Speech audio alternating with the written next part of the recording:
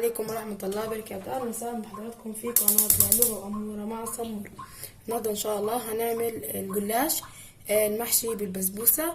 يا رب الحق تعجبكم إن شاء الله وتنال إعجابكم. أول حاجة هبدأ بيها هي الشربات، عشان لازم يكون بارد ويكون الجلاش سخن. فهبدأ أول حاجة حاطة نهوت كوبايتين من السكر، عليها كوباية من اللبن سوري المية. بسم الله. وطبعا انا موطيه خالص عليه. هحاول اقلبه كده تقليبه بسيطه خالص. بسم الله. اهو مطلعش المعلقه واحط فيها زي ما حضراتكم شايفين. هقلب تقليبه بسيطه كده.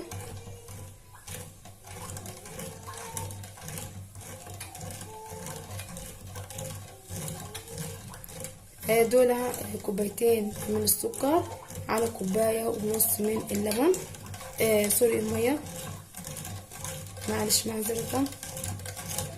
اهو تقليبه بسيطه كده على الهادي اهو. وبعدين هسيبه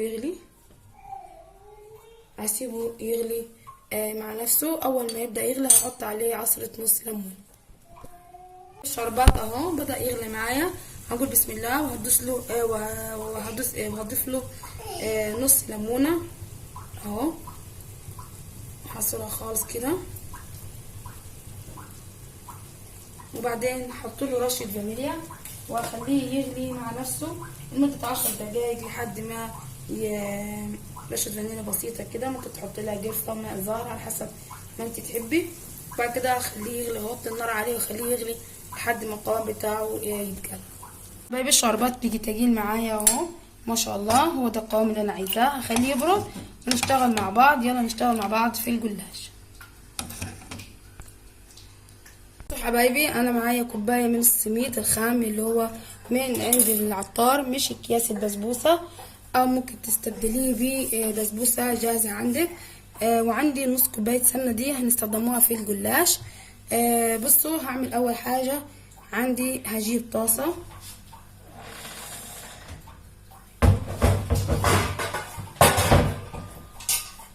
وهحط فيها بسم الله، هحط فيها كوبايه السميد، وهحط عليها على طول معلقه من السمنه ايا كان نوع السمنه اللي عندنا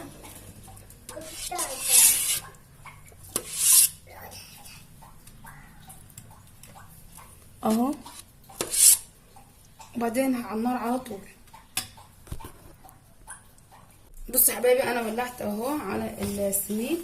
هفضل اقلب فيه لحد ما لونه يبقى ذهبي فاتح اهو. طبعا ما اسيبوش علشان خاطر ما يتحرقش مني اهو. هقعد اقلب فيه لحد ما اوصل للون الذهبي الفاتح معايا. السمنه بدات تسيح حبايبي. هو ده اللون اللي انا عايزاه اهو. بدا يتحمر معايا كويس خالص. هقول بسم الله وهحط معلقتين من الشربات اللي انا عملته عشان خاطر تبقى طعم السميد حلو مسكر اهو. اقلبه كده كويس، اطفي النار عليه.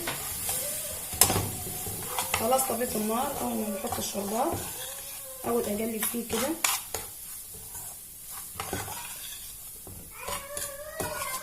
زي ما حضراتكم شايفين. اصبح معايا جاهز.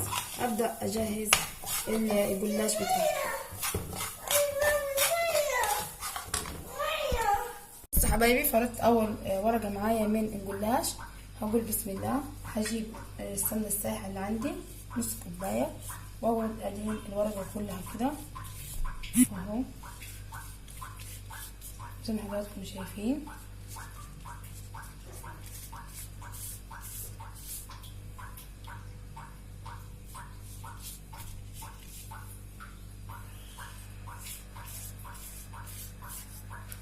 بعدين طبعا السميد عندي هنا برد. بعدين هجيب ورقة تاني. طبعا لفة الجلاش لازم تغطيها علشان خاطر ما تنشفش منك. تاخدي الورقة منيها وتغطيها على طول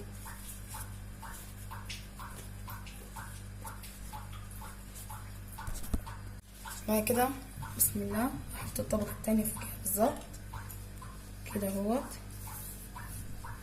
افردها كويس قد بعض، وامسك السمنة ونقول بسم الله واعمل ادهن السمنة اهو.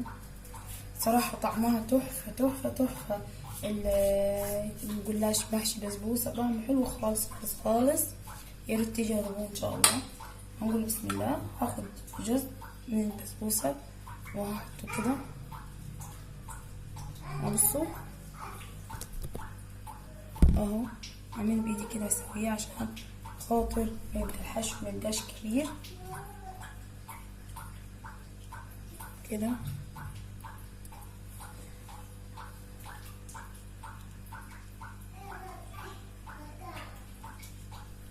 وبعدين هنقول بسم الله وهنلمه اللفتين مع بعض اهو، الورقتين مع بعض بالراحة كده، واضغط اهو بالراحة كده، واضغط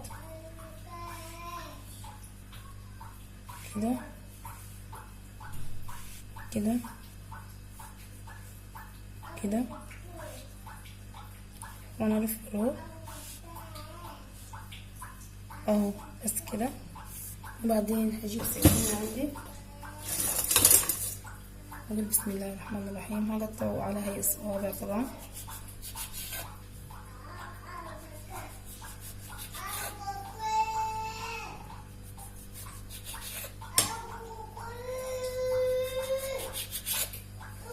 طبعا على حسب رغبتك، انا بحب الصوابع تكون صغيرة. هحطه هنا في الصينية عندي بالراحة كده اهو، بنفس الطريقة دي هرصها عندي في الصينية كده، وهعمل نفس الحكاية. كل ورقة احط طبقة زيت، طبقة سمنة سوري، وبعدين احط عليها الطبقة التانية الورقة التانية، وبعدين الف رول القطعة البسبوسة. هناكل واحدة تاني اهو كده. في ناس بتستعجل على السميد وبتطلعه بسرعة من دون ما يتحمر، بس ده بيبقى في الاخر بتبقى بسبوسة من جوا نية، يعني ما بتستطعمش طعمه. لكن لما يكون متحمر زي ما حمرناه وحطينا فيه معلقة الشربات، طبعا تستطعمي بالطعم الجميل، لانه هيبقى متحمر من جوا ومن برا اهو زي ما حضراتكم شايفين. طبعا بسيط جدا، يعني الجلاش دي 5 جنيه، والصينية طبعا ب5 جنيه، تقعد معاكي فترة كبيرة، يعني مش هيقفل 10 جنيه، بس تعملي حاجة حلوة لأولادك بسيطة. أي ضيوف عندك برضك تبقى جميلة خالص، تبقى حلوة خالص اهو.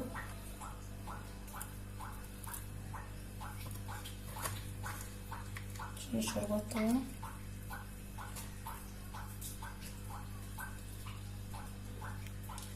بعد كده هحط الباقي،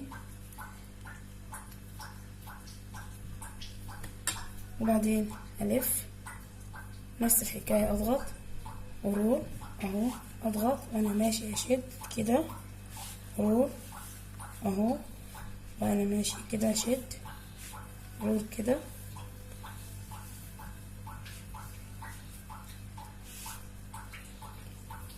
وهقطعها نفس الصوابع. ابتدي شايفه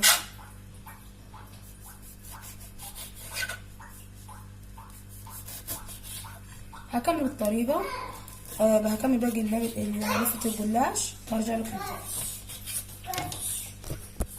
بصوا حبايبي، بعد ما خلصت الكمية همسك السمنة السايحة وادهن كده كل واحدة فيها من تحت اهو، غريقة خالص. بصوا عشان يتحمر معايا يبقى مقرمش حلو كده جميل.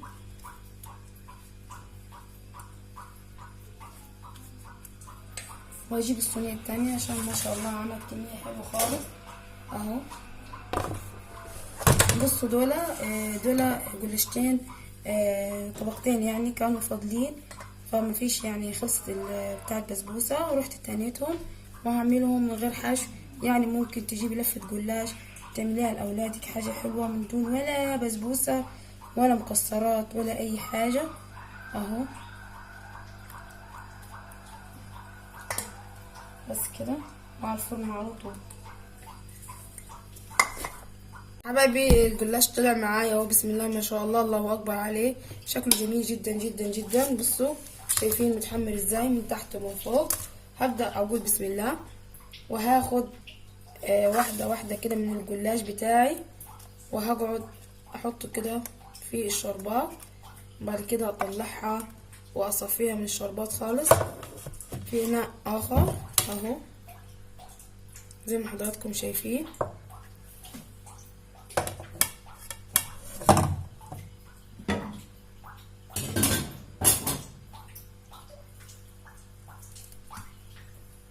هعمل نفس الحكاية. بصوا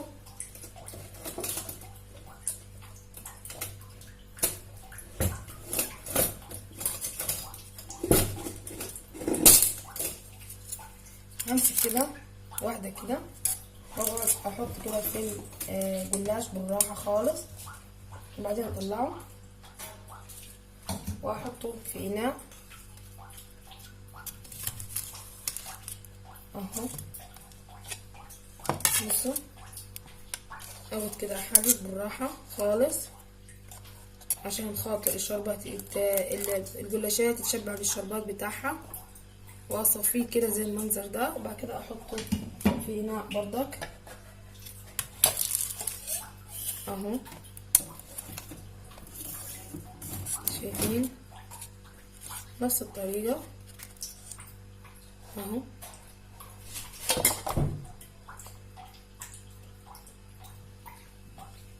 لحد ما اخلص الكميه بتاعتي. او ممكن ان انا اعمل ايه، هي قاعد كده اهوت في الاناء بتاعي في الصينيه بتاعتي، امسك كده الشربات واحط من فوق كده واحط من تحت برضك، هي نفس النتيجه، بس طبعا دي بتبقى شربتها حلو خالص، بتبقى متغذيه من جوه من بره. اللي عايز شربات خفيف نعمل نفس الطريقه اهو، نعمل كده ونحط على طبعا ان هو سخن فالشربات هيسيح معايا، وانا هحط له كده اغلفه من جوه لبره. اي طرق معاكي. هكمل باقي الكميه واقدم لكم ان شاء الله طرق التقديم. وادي الشكل النهائي للجلاش بتاعي. شايفين البسبوسه من جوه متحمره وجميله خالص خالص، شايفين، والجلاش بتاعي متحمر من جوه من بره اهو، وطعمه مقرمش وجميل جدا جدا جدا جدا. يا رب يكون الفيديو عجبكم ونال اعجابكم بطريقه بسيطه يعني من دون تكاليف. عملنا حاجه حلوه نفرح بيها اولادنا. يا رب ان شاء الله يكون الفيديو عجبكم، ولو عجبك الفيديو يا ريت تدوس لايك وشير واشتركي في قناتي. اترككم في رعايه الله وامنه. السلام عليكم ورحمه الله وبركاته.